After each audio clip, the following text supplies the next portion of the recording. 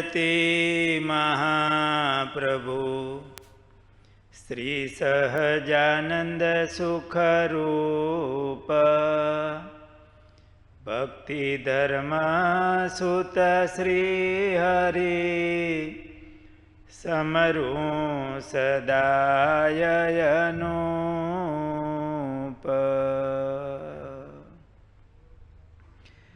સાંખ્ય યોગી માહી શિરોમણી ભાવે નામ કહું તેના ભણી રવોજી રતનજી ગંભીર લાખો કસલો ભીમમીરા.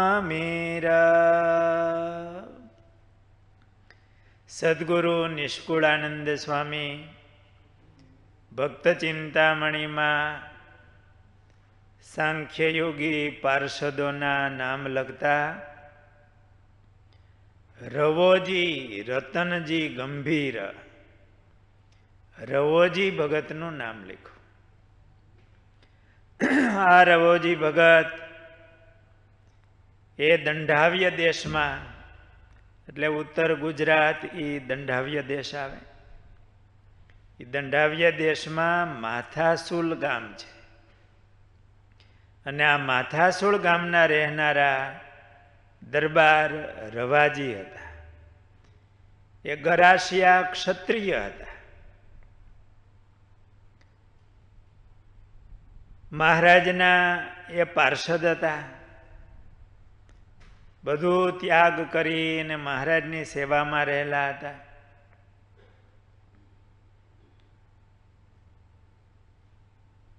મહારાજ આદરજ ગામ પધાર્યા. ઉત્તર ગુજરાતમાં આદરજ ગામ છે. આપણે અમદાવાદમાં શાંતિગ્રામ ગુરુકુલ છે, ત્યાંથી લગભગ 15-16 કિલોમીટર કે એથી થોડું થતું હશે એ આદરજ ગામ. મહારાજ આદરજ ગામ પધારેલા. મહારાજ ત્યાં થોડા ઉદાસ થઈ ગયા અને સત્સંગ છોડી અને જવાની મહારાજે વાત કરી. સાથે રહેનારા ભક્તોએ મહારાજને પ્રાર્થના કરી, મહારાજ અમે શું જવાબ આપીએ બધાને? તો બધા સંતોને બોલાવો. તો મહારાજે આદરજમાં બધા સંતોને બોલાવેલા અને અન્નકોટનો ઉત્સવ ત્યાં કર્યો. મહારાજે એ વખતે ઉદાસીનતા ટાળવા બધા સંતો ભક્તોને કહ્યું કે કોઈ કોઈનું માને નહીં, બરોબર નહીં. મહારાજ તમે જેમ કોઈ એમ અમે કરીએ. મહારાજે એ વખતે 4 સદગુરુઓ સ્થાપ્યા. એમનું પૂજન કર્યું, આરતી કરી અને સૌને એમની આજ્ઞામાં રહેવાનું કહ્યું.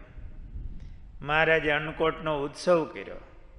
હરિલીલામૃતમાં આ વિસ્તારથી ચરિત્ર આવે છે.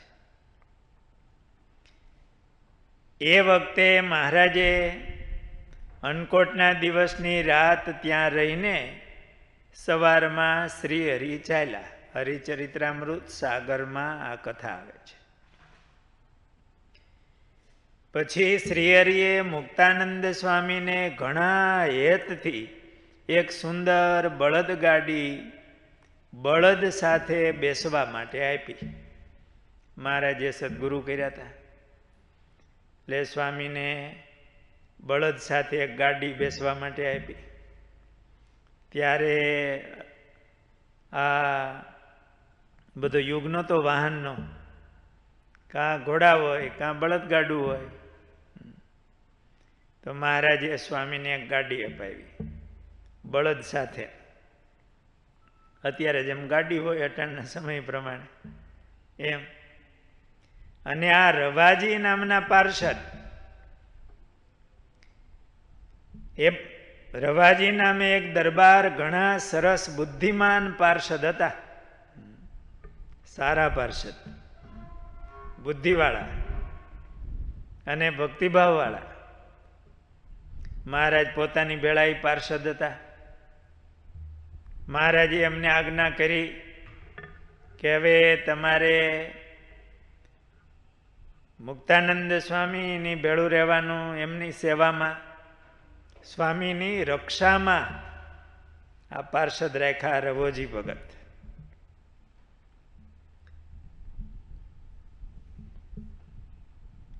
જેટલા ક્ષત્રિયો શ્રીહરિની પાસે પાર્ષદ થઈને રહેતા હતા તે શ્રીહરિને પ્રસન્ન કરવાના જ ભાવવાળા હતા. મહારાજ કેમ રાજી થાય? મહારાજની સેવામાં રહ્યા હતા. એમને બીજો કોઈ સ્વાર્થ નહોતો. મહારાજે રવાજી ભગતને આજ્ઞા કરી કે તમે હવે મુક્તાનંદ સ્વામીની રક્ષામાં રહો, સ્વામીની સેવા કરજો, રાજી કરજો અને સ્વામીની રક્ષામાં રહેજો. આ રવોજી ભગત ત્યારથી મુક્તાનંદ સ્વામીની ભેળા રહેતા મહારાજની આજ્ઞાથી. વાસુદેવ ચરણદાસજી સ્વામીએ સદગુરુ મોટા સંત થઈ ગયા. એમણે એક પાર્ષદોના નામ, એમના ગુણ, એમની રચના કરેલી છે કાવ્ય. એમાં રવોજી ભગતનો નામ ગુણ લખતા સ્વામી એવું લખ્યું: રવોજી હરિ આજ્ઞા મારેતા, સદા શ્રીજી તણા ગુણ ગાતા. મહારાજની આજ્ઞામાં રત રહેતા, જેમ મહારાજ કે એમ કરે, અને પાછા મહારાજના ગુણ ગાતા. ગરાસિયા દરબાર હતા ગામધણી, બધું છોડીને મહારાજની સેવામાં આવેલા આ પાર્ષદ અને મુક્તાનંદ સ્વામીની ભેળા રહેતા. એટલે સ્વામી સાથે અમદાવાદ આવ્યા હશે. અમદાવાદમાં એક વૈશ્ય હરિભક્ત દામોદરભાઈ હતા. એ સંતોની સેવા કરવામાં મુખ્ય હતા દામોદર ભગત. તેઓ સવારમાં સ્નાન કરી સંતોનો જ્યાં ઉતારો હોય ત્યાં આવી જાય, સંતોને પ્રણામ કરી પગે લાગી પછી નાની મોટી સેવા માંડે કરવા. જે મહિમાવાળા હોય ને એને સેવા બતાવવી ન પડે, એને સેવા મળી જાય. મુક્તાનંદ સ્વામી કથા કરતા, બધા કથા સાંભળવા આવતા હોય તો કંઈ ભેટ લાવતા હોય, કોઈ સાકર, કોઈ ખાંડ, કોઈ ટોપરું કે નાના મોટા પૂજાપાની સામગ્રી લાવતા હોય. એટલે આ દામોદર ભગત એ બહુ બુદ્ધિમાન હતા. જે સંતોને પગે લાગીને આવેલા ચરણમાં મૂકેલા પડીકાઓ હોય તો એને બધા વ્યવસ્થિત કરે, જે સામગ્રી જેમાં મૂકવાની હોય એમાં મૂકે. સાકરનું પડીકું હોય તો સાકર ભેળું, ખાંડ હોય તો ખાંડ ભેળું હોય. એવી રીતે કોઈ બીજી સામગ્રી લાવતા હોય, અનાજ વગેરે લાવતા હોય. આપણે અહીંયા ઠાકોરજી મંદિર હોય તો કોઈ સીધું સામગ્રી લાવતા હોય, કોઈ શાકભાજી લાવે, કોઈ મગફળીના દાણા લાવે, કોઈ સાકર લાવે. તો એને યોગ્ય જગ્યાએ વ્યવસ્થિત મૂકે, એ સેવા. તો દામોદર ભગત આવી સેવા કરતા. એ સાકરના પડીકાઓ જોઈ જોઈને એક પડીકામાં સાકર ભેગી કરતા. અમદાવાદમાં રહેલા શેતાન લોકોએ મૂકેલું મોરથુથુના જેવું એક સાકરનું પડીકું દામોદર ભગતના જોવામાં આવ્યું. સાકર જેવું જ લાગે, ખ્યાલ ન આવે, પણ દામોદર ભગત બુદ્ધિવાળા હતા. એને થયું આ સાકર નથી, મોરથુથું છે. એ જમવાના ઉપયોગમાં આવી જાય તો ગળા પકડાઈ જાય અને શરીરને નુકસાન કરે, ઝેર કહેવાય. સ્વામીએ આ દામોદર ભગતે જોયું. તેથી તે મોરથુથું છે એવી ખબર પડતા તરત જ તેણે જ્યાં ઊંડી ખાળ હતી તેમાં તે નાખી દીધું. અને તે વાત તેમણે કોઈને કહી નહીં. વળી પાછું કોણે નાખ્યું છે શું વગેરે પોતાના મનમાં જ રાખી. એમાં એક દિવસ એક પડીકામાં અબીરના જેવું કંઈક જોયું. તેને અબીર જાણીને અલગ રાખ્યું. એ પડીકું હશે તો એક બાજુ મૂકી દીધું અને પાર્ષદ રવાજીને આપ્યું. આપણે વાત તો આ રવાજીની હાલે છે. મહારાજના પાર્ષદ હતા. એ પડીકું રવાજી ભગતને આપ્યું પાર્ષદને. આ રવાજી પાર્ષદ મુક્તાનંદ સ્વામીની રોજ કથા થાય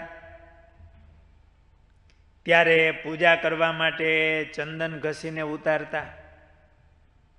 દરરોજ સરસ ચંદન ઘસી મુલાયમ ચંદન ઘસે ભાવથી, અને પુષ્પ હોય તો એની માળા ભગતે ગૂંથી રાખી હોય. દરરોજને માટે પાછલા પહોરમાં 4 ઘડી રહે ત્યારે મુક્તાનંદ સ્વામી કથા કરતા. એટલે સાંજના 5 વાગે અમદાવાદના બધા હરિભક્તો કથા સાંભળવા આવે. મુક્તાનંદ સ્વામી ભાગવતજીની કથા વાંચતા. સ્વામી વ્યાસપીઠ ઉપર બેસે એટલે રવાજી ભગતે સરસ ચંદન ઉતારી રાખ્યું હોય. એ ભાગવતજી ઉપર બધા હાર મૂકે, પેલા પૂજન કરે, પછી સ્વામીના ભાગવતજીનું પૂજન કર્યું હોય અને પછી સ્વામીના ભાલમાં ચંદન ચરસતા. આમાં લખ્યું કે પછી મુક્તાનંદ સ્વામીની પૂજા કરતા તે સમયનો તેમનો ભાવ કહી શકાતો નથી. જે ભાવથી સ્વામીની પૂજા કરતા એ કહી શકાતો નથી શબ્દમાં. હવે પૂજા કરવી એમાં હું હાર પહેરાવી દીધો ને ચંદન ચર્ચી દીધું, એમાં શું ભાવ? પણ મહિમાપૂર્વક મહિમાથી પૂજન થતું હોય, ભાલમાં આમ ચંદન ચરસતા હોય ત્યારે આમ એના મુખ ઉપરનો અહોભાવ અને મહિમા, હું કોની પૂજા કરું છું, આ મને કેવો લાભ મળ્યો છે કે મુક્તાનંદ સ્વામી જેવા સંત એની હું પૂજા કરું છું. એવા ભાવથી આ ભગત રઘોજી ભગત મારા સ્વામીની પૂજા કરે. એટલે લખ્યું કે એ સમયનો તેમનો ભાવ કહી શકાતો નથી. આપણે કોઈ પણ ક્રિયા કરીએ ને એમાં જે ભાવ છે ને એ ભક્તિ છે. ક્રિયામાં ભાવ ભળેલો હોય.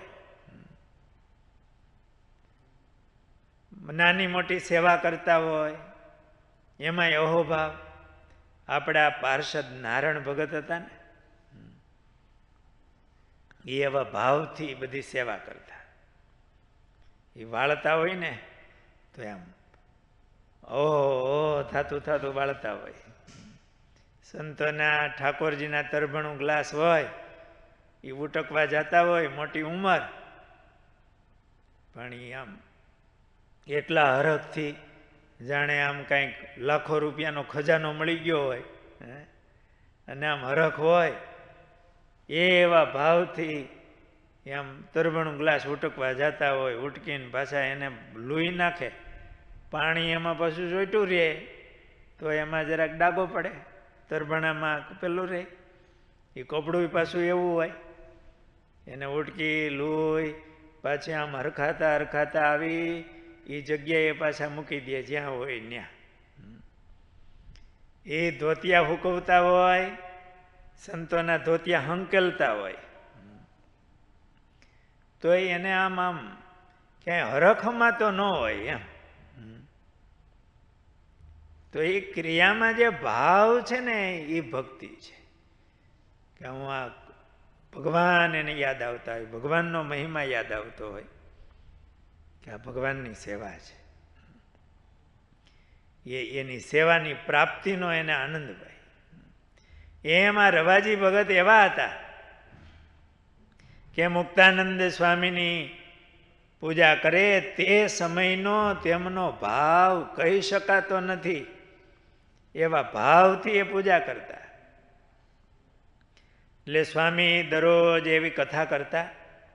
એમાં એકવાર આ રવોજી ભગત એમણે ચંદન ઉતાર્યું અને એમાં ઓલું પડીકું હતું ને, આવ્યું છે દામોદર ભગત, આપ્યું છે રવોજી ભગતને, એટલે અબીરમાં નહીં અને ચંદનમાં ભેળવ્યું અને સ્વામીની પૂજા કરી.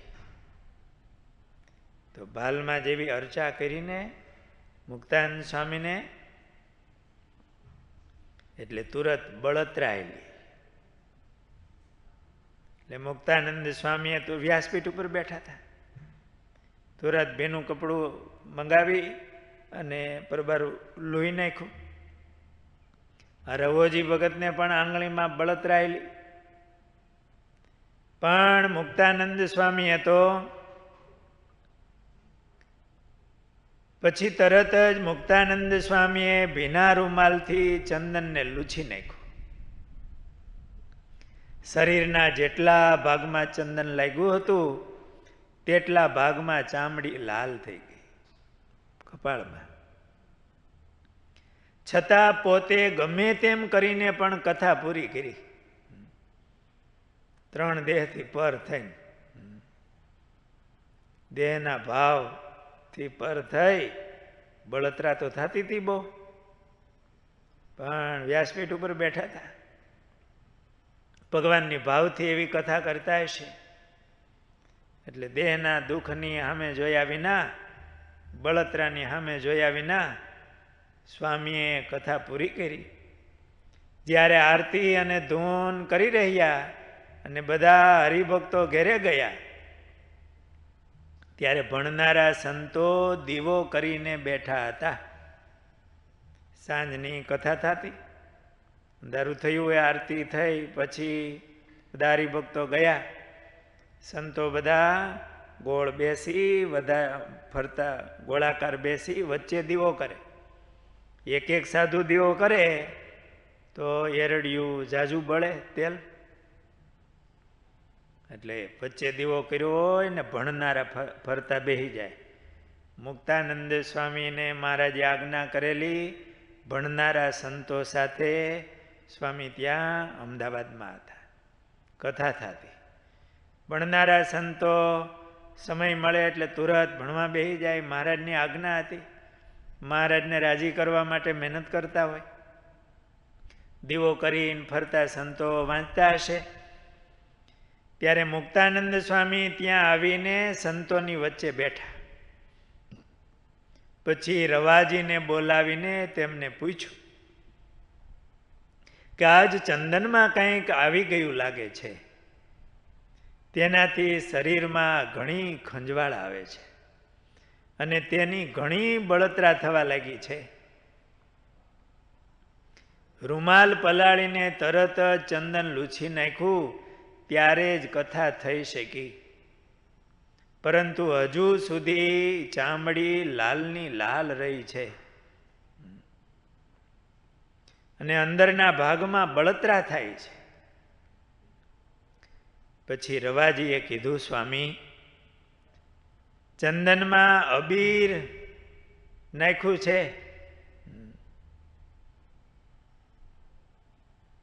ત્યારે સ્વામીએ કીધું, તે લાવો આપણે જોઈએ. એટલે પડીકામાં જે થોડુંક પડ્યું હશે, થોડું જ નાખ્યું હશે જરા. રવાજીએ પડીકું લાવીને દેખાડ્યું ને રવાજીએ જ્યારે તે સૂંઘ્યું ત્યારે તે તરત જ તેમનું માથું પકડાઈ ગયું. જેમ જરાક સૂંઘ્યું ને ત્યાં તો માથું પકડાઈ ગયું રવાજીનું. રવાજી બોલ્યા કે આમાં કંઈક ઝેર લાગે છે. પછી તરત જ જમીનમાં ખાડો કરીને તે પાવડર દાટી દીધો. કોઈ ભૂલમાં કોઈ પશુના આવી જાય તો એવું હળાળ ઝેર હતું. મુક્તાનંદ સ્વામી બોલ્યા કે ભગવાનના પ્રતાપથી જ આજ સાધુ બચી ગયા છે. દરરોજ રવાજી એ મુક્તાનંદ સ્વામીનું પૂજન કરી પછી કથામાં બેઠા હોય ને એ બધાનું પૂજન કરે. પછી સંતો બધા હોય, પણ આજે તો રવાજીના આંગળા પર બારા મીંડાતા બળવા. મુક્તાનંદ સ્વામીએ તુરત કપડું લઈને લૂઈ નાખેલું, એટલે બધા સંતોને ચીરશું નહીં. મુક્તાનંદ સ્વામી કહે આજે ભગવાનના પ્રતાપથી જ બચી ગયા છીએ. આ પડીકામાં સંત અને હરિભક્ત સહિત બધાનું મરણ રહ્યું હતું, પણ ભગવાને આવીને બચાવી લીધા છે, તેમાં કોઈ સંદેહ નથી. મહારાજ જ્યારે મદદ કરે છે ત્યારે શત્રુનું કરેલું કાંઈ ચાલતું નથી. સર્વે શત્રુઓ તેનું જેટલું ચાલે તેટલું નુકસાન કર્યા વિના રહી શકતા પણ નથી, પણ ભગવાનની આગળ એનું કાંઈ ચાલતું નથી, એવું મુક્તાનંદ સ્વામી કીધું.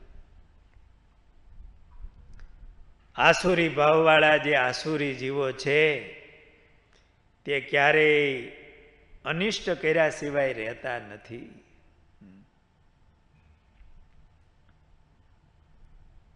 મુક્તાનંદ સ્વામી જે રીતે કથા કરતા હતા તેની તે જ રીતે કથા કરતા રહ્યા.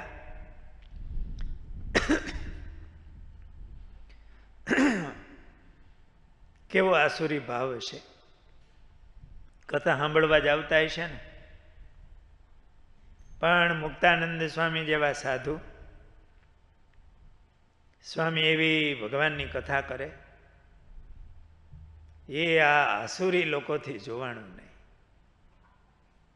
એને દ્વેષ થયો, સ્વામીને મારી નાખવા માટે એ આ પડીકામાં ઝેર લાવેલા. કેવા ભગવાન જેવા સાધુ, કેવા દયાળુ મુક્તાનંદ સ્વામી. આ રવાજી પાર્ષદ એના હૃદયમાં પણ કેવો ભાવ, કેટલા ભાવથી એ સેવા પૂજા કરતા.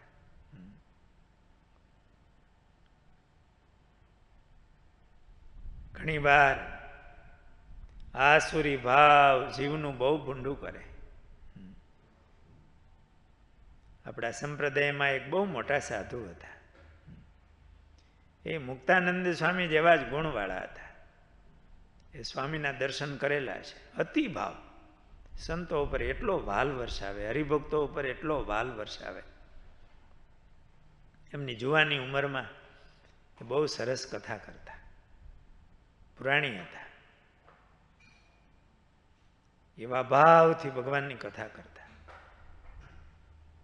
પણ ખબર નહીં કોઈ દ્વેષીએ અથવા તો ભૂલથી સ્વામીને ખોરાકમાં એવું આવી ગયું, સ્વામીનું ગળું છે ને એ રૂંધાઈ ગયું. મહારાજે એમની રક્ષા કરેલી, પણ પછી કથા ન થતી. બોલવા જાય ને તો અવાજ બહુ લાંબો થઈ જાય. એટલે ગુરુદેવ શાસ્ત્રીજી મહારાજને વિશે એમને બહુ હેત હતું. રાજકોટ પધારતા અને એમણે સત્સંગની બહુ સેવાઓ કરી અને મા જેવા દયાળુ હતા, મુક્તાનંદ સ્વામી જેવા. પણ હૃદયમાં દ્વેષ હોય, આસુરી ભાવના હોય, એ આ જીવનું કેટલું ભૂંડું કરે છે. આ મુક્તાનંદ સ્વામી જેવા સાધુ, એ કોઈ દ્વેષી લોકો આપણો થતો સત્સંગ એ એમના હૃદયમાં સ્વામિનારાયણ ભગવાન પ્રત્યે એક આ સત્સંગ પ્રત્યે એવો દ્વેષ છે. એટલે મુક્તાનંદ સ્વામીનું મારી નાખવા માટે સૌ કેટલા ભાવથી કોઈ સાકર લાવતા હશે, કોઈ સામગ્રી લાવતા હોય,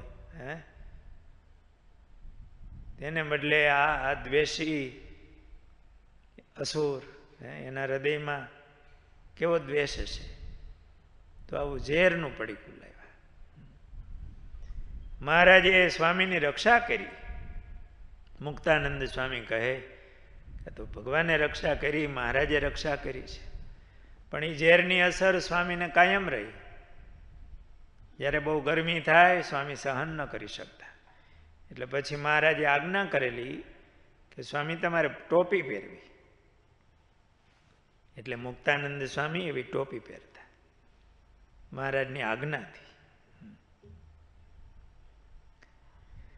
આ રવાજી ભગત મુક્તાનંદ સ્વામીની બહુ ભાવથી સેવા કરતા મહારાજની આજ્ઞાથી. મહારાજ મુક્તાનંદ સ્વામી દરરોજ કથા કરતા. તે સમયે જે હરિભક્તો હતા તે બધા અલગ અલગ ઘણા ભાવ સહિત એક એક દિવસ રોજ સંતોને માટે રસોઈ દેતા હતા. સંતોના દિલમાં ક્યારેય રસોઈ લેવાની ભાવના હતી નહીં, એ માગતા નહીં.